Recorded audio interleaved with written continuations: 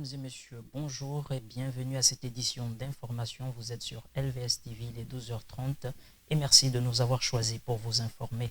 En récapitulatif de l'actualité d'hier, voici les titres de ce journal. Le sommaire de cette actualité avec la cérémonie de consécration et d'ordination à Jideo Ministries, l'archevêque Jean-Daniel Obamgema a mis à part plusieurs de ses fils et filles spirituels pour une autre dimension du service ecclésiastique dédié au Seigneur Jésus-Christ. Et enfin, l'Agence nationale des bourses du Gabon qui tient à sa promesse après un retard accusé du paiement de la bourse des étudiants boursiers de l'Université Omar Bongo et des grandes écoles d'enseignement supérieur. En effet, il s'est tenu une cérémonie de consécration et d'ordination à Jideo Ministries ce dimanche 6 février 2022. Les détails sur les images de Chris Ngonga. C'est ce dimanche 6 février 2022 que le centre missionnaire Victoire Parfaite de l'association missionnaire Jideo Ministry, 6 OPK 24, a organisé la fête de la moisson sous le thème « Chacun sous sa grâce, la prise de canon est une certitude ». L'archevêque Jean-Daniel Obam, leader du ministère Jideo, en a profité pour consacrer des pasteurs, des serviteurs de Dieu du système local, mais a également procédé à l'installation du système administratif de cette association missionnaire. Sont des ions. Mais Dieu soit loué, nous avons la victoire. Parce que la consécration est un pouvoir. Je ne le savais pas, mais c'est un pouvoir. Vous devrez utiliser ce pouvoir. Je donne une illustration biblique. Jésus envoie 2 à 2.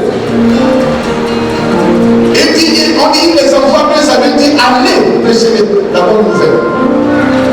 Et il leur dit, voici, je vous ai donné le pouvoir de marcher sur les serpents et les scorpions et sur toute la puissance de l'ennemi et rien ne pourra tout nuire. Mettez-moi à part Barnabas et Saul pour l'œuvre à laquelle je les ai appelés, nous dit Actes chapitre 3 verset 2. Jideo Ministry a enregistré à ce jour de nouveaux missionnaires qui, l'on le souhaite, répondront à la demande du Seigneur dans l'œuvre à laquelle ils ont été appelés. Les étudiants boursiers qui perçoivent enfin leurs allocations après un retard accusé de l'Agence nationale des bourses du Gabon, c'est un reportage de la rédaction de LVS TV. Depuis quelque temps déjà, les étudiants d'universités et de grandes écoles font face au non-paiement de leurs bourses. Mais fort heureusement, suite à l'annonce de l'Agence nationale des bourses du Gabon, après une réunion avec les représentants de différentes mutuelles des universités et grandes écoles, qui appelaient les étudiants à la patience en les rassurant que le paiement de leurs bourses se fera progressivement et ce, dans les brefs délais. Ce matin, nous avons pu constater du côté de la BICIG, dans la zone industrielle d'Olumi, que le paiement des bourses était enfin effectif. Je suis Mandébé Dongé Faye, étudiant à l'Université Omar Bongo, en faculté de sciences économiques et sociales. Alors nous sommes aujourd'hui à la BICIG, présents depuis 3 h du matin, mais nous constatons que l'accueil n'est pas favorable, on ne nous reçoit presque pas. Et nous déplorons que nous ne percevons pas nos bourses depuis déjà près d'1 an et demi, parce que nous sommes des bacheliers de la promotion 2020.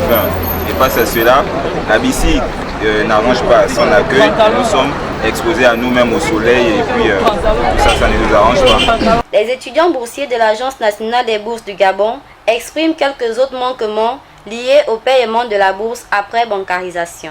Nous cherchons à récupérer notre argent déjà et il y a un jeu qu'on observe entre la BICIG et l'MDG qu'on ne trouve pas très net. Donc on a appris par les réseaux. Donc il n'y a pas eu de publication officielle, on a appris dans les réseaux, on commence à payer, et voilà nous sommes là, mais apparemment nous sommes mal reçus. Désormais payés à la même période que les fonctionnaires gabonais, l'on se demande si les caisses de l'État et le personnel mobilisé à cette occasion, en plus du délai de transaction, parviendront à supporter le paiement des bourses des étudiants au même moment que le paiement de salaire des agents de l'État dans la période du 20 au 25 de chaque mois. Et surtout, si ces allocations seront payées dans les délais. Nous allons du côté du 5e arrondissement de Libreville. Des commerçants aux abords de la voie publique, des étals et pourtant vides dans les marchés et une opération de libérer les trottoirs sans conclusion favorable. C'est un constat fait au marché de Lomé.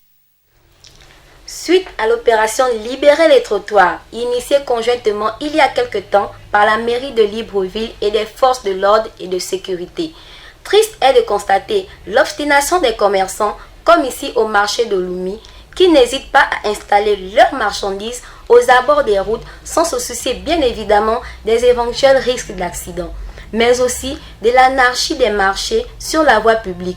Le constat avec Madame Bivegué, présidente des commerçants du marché de l'Alala, communément appelé marché de Lomé.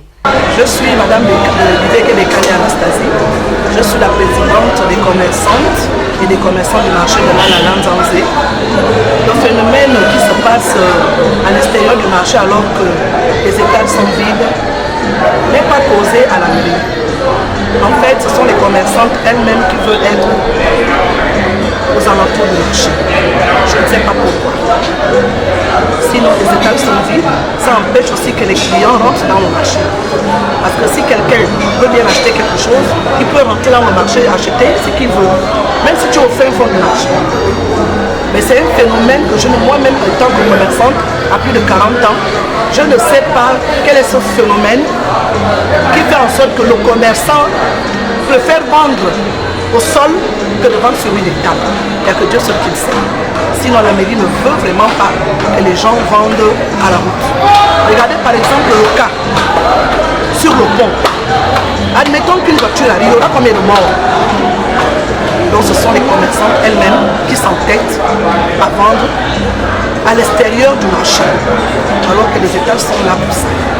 N'a-t-elle pas manqué aussi de rappeler le devoir étatique et aux commerçants la nécessité d'organiser les marchés en ramenant les marchandises des commerçants sur les étals qui leur sont destinés dans les grands marchés? Regardez ce marché. C'est un marché du 5e arrondissement. Le plus grand marché, c'est ici, qui a été construit par la mairie par l'État.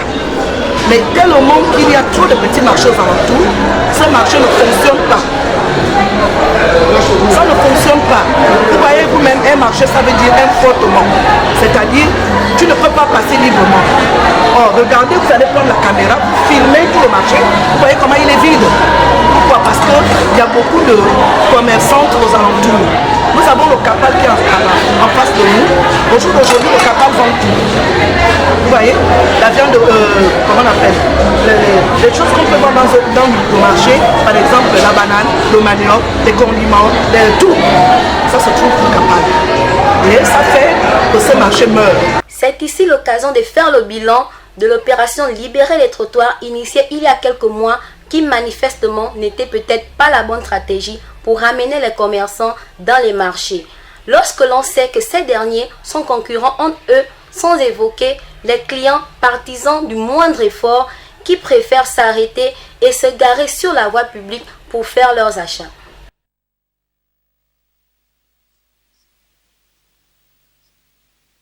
Adopter une stratégie commerciale de plus en plus concurrentielle. Les vendeurs ambulants, c'est le titre du reportage que nous vous proposons. Très peu souvent valorisés dans la société, les vendeurs ambulants sont aperçus dans différentes zones et carrefours de la capitale Libreville. Une activité qui, selon certains de ces vendeurs, devrait être plus prise en compte car il est bénéfique et permet à ces derniers de subvenir à leurs besoins. Ici au marché, venez voir Monsieur Nathan, un jeune étudiant et vendeur ambulant, à 16 heures libres, nous explique les contours de cette activité. Je me prénomme Nathan, je suis étudiant à l'université Omar Bongo, je suis aussi commerçant ambulant au marché Mamboué. Étudiant, commerçant en même temps, je gère cela à travers mon emploi du temps, vu que mon emploi du temps me permet d'aller au cours juste de 12h à 18h, donc de 6h à 11h, de 6h à 11h, me permet d'aller au marché. Donc toutes ces heures-là, je suis au marché de 6h à 11h. On peut aussi noter que les vendeurs ambulants ont l'avantage d'écouler un peu de temps leurs marchandises et même de se faire une clientèle de proximité et de se fournir un capital afin d'envisager un investissement plus considérable dans l'avenir.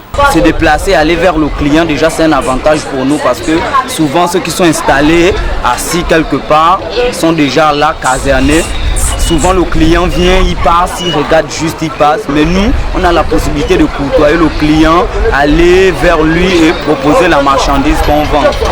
Si pour certains l'activité de vendeur à la survette est une activité difficile et rude, cependant, certains commerçants se surpassent et surmontent les activités et complexes liées à l'activité de vendeur ambulant pour être plus concurrentiel sur le marché et espérer un avenir pour son business. Comme quoi, il n'y a pas de sot métier, il n'y a que de sots gens, selon M. Leroux de l'Insi. Et enfin, situation pénible pour les riverains du quartier. Venez voir, ce que l'on y voit surtout, c'est insalubrité et insécurité routière. C'est un reportage de Bonsette Nzoga. Encore des poubelles dans la capitale Libreville. Ici au quartier Venez voir, nous pouvons constater une fois de plus la présence d'un énorme trou rempli d'ordures qui ne cesse de prendre de l'ampleur tout en rétrécissant la route. Selon certains riverains de ce quartier, des engins seraient la cause de cet énorme trou et cette situation dure depuis près de 10 ans.